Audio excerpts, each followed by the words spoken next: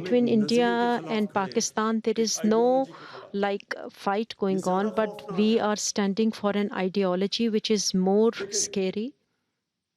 नजरिए की अगर ये हमारा हिंदुस्तान से अभी हमारा ये चल रहा होता मुकाबला, If we were in competition with India, there was a different resolution for it. Ideology के खिलाफ जा रहे हैं, But when you are going against ideology, then it is completely different. Solutions हैं वो मुख्तलिफ हैं। The solutions for it is different. So वाज़ेह करना चाहता now I am keeping in front of you this thing which is very important, सामने एक बड़ी खौफनाक आइडियोलॉजी खड़ी है। that there is a very scary ideology in front of us. RSS की ideology है, This ideology, which is the RSS ideology, बचपन से मेंबर हैं Narendra Modi, and Narendra Modi is a member of it since childhood.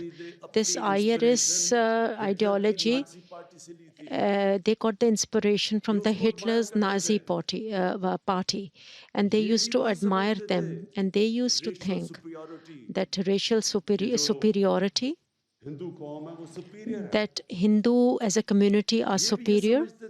They used to think कि ये जो मुसलमान हैं, that the Muslims, इन्होंने हमारे ऊपर हुकूमत की, they have governed on us, and we have to take revenge from them. And this is why they hate the Muslims. This ideology only hate Muslims, and they also hate Christians because they also ruled on them. माजी हिंदुस्तान में On this, behind this ideology, there is a history. कि अगर ये मुसलमान हुकूमत हमारे पीछे 100 साल That ना कर if पाए, तो this हमें बहुत Muslim, अजीब कौम बनने जा रही है। if Muslim community would not have ruled on us, we would have been a great nation. जिस तरह नाज़ीज़ के अंदर था, And in this ideology, like it was in the इसमें Nazis, उन्होंने मुसलमानों की ethnic cleansing भी रखी हुई थी हिंदुस्तान they से। had also kept the ethnic cleansing for the Muslims in India, because they did not have any place for us in India. बहुत चीजें समझ आ So if you understand this ideology, you will understand everything like what is happening in Kashmir.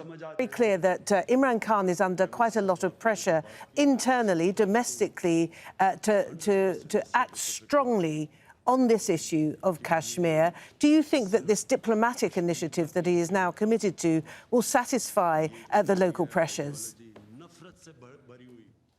Well, yes, Pakistan has taken the diplomatic way of communication to reach to the world and to the world powers. And yes, it was Pakistan who also contacted the human rights organization, the Amnesty International, and also asked the regional powers and the United States to play their role. And also the Pakistan's permanent representative with the United Nations General Assembly, Dr. Maliha Lodi, has also talked with the United Nations officials regarding the Kashmir issue. Also, the Pakistan's government has sent letters to the 189 speakers of the national assemblies across the world.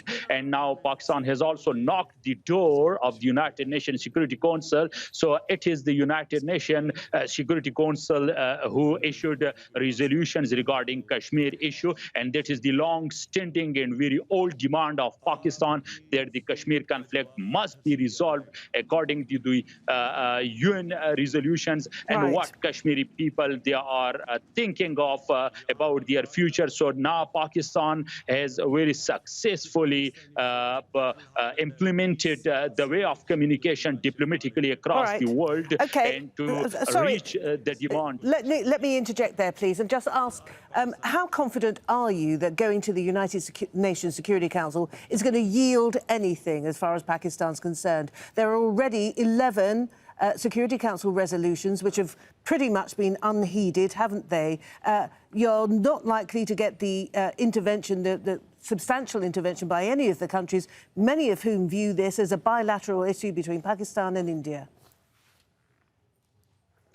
Yes, look, it is the long-standing demand of the Pakistan that it should be done in the Kashmir future must be resolved according to the United Nations Security Council resolutions, but later on according to the Simla agreement between India and Pakistan. So all the issues without referring directly about the Kashmir, but even Kashmir issue is also included there, that all issues between India and Pakistan must be resolved bilaterally. But now this the abrogation of the special status by India of the 370 and 335A articles to revoke it by Indian government. Now it is even questioned the legitimacy of the Shimla agreement between India and Pakistan. So now Pakistan again hope about the United Nations Security Council resolutions. Of course, unfortunately, it did not work in the past, but now it is high time for international community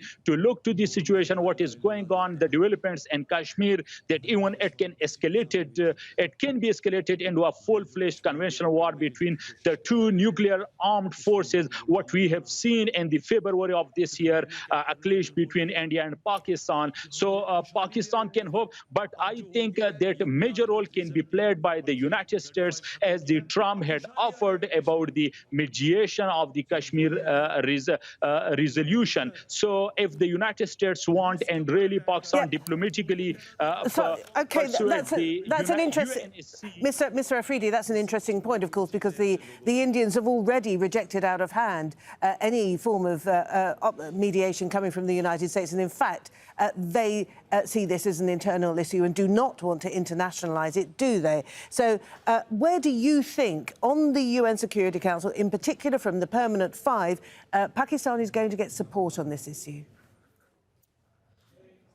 Well, Pakistan can get support, especially if Pakistan has to concentrate on the UK and France and even the United States. But China is the all-weather friend of Pakistan, and even Pakistan is going very closer towards Russia. And the United States can be convinced in this regard. But the real problem, I would say, that we have to make a lobby. Pakistan has to do a lot diplomatically in UK and also in France to get their approval, to get their consent and sympathy in the United Nations Security Council. Right. Manzoor Afridi, thank you very much indeed for taking the time to talk to us on Pakistan's Independence Day, which has been designated a day of solidarity with Kashmir by the Prime Minister. There you see him, Imran Khan, as he's addressing the Legislative Assembly in Muzaffarabad, the capital of Pakistan-administered Kashmir.